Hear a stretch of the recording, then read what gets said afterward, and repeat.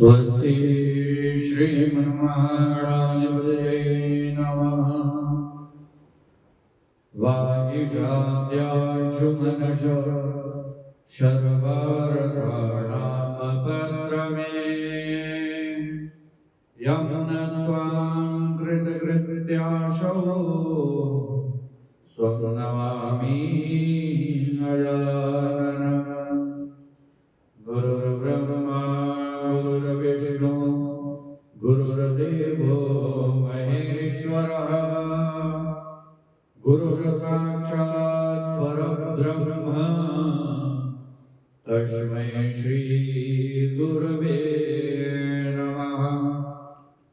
अखण्डमण्डलाकारं व्याप्तयेन चराचरम् तत्पददर्शितं येन तस्मै श्री गुरवे नमः।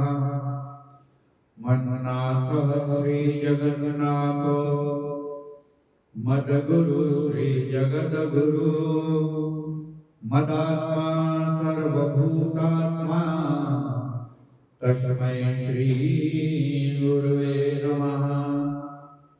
ध्यानमूलं गुरुर्मूर्ति पूजामूलं गुरुर्वद मन्त्रमूलर्गुरुवाक्यं मोक्षमूलं गुरुकृपा।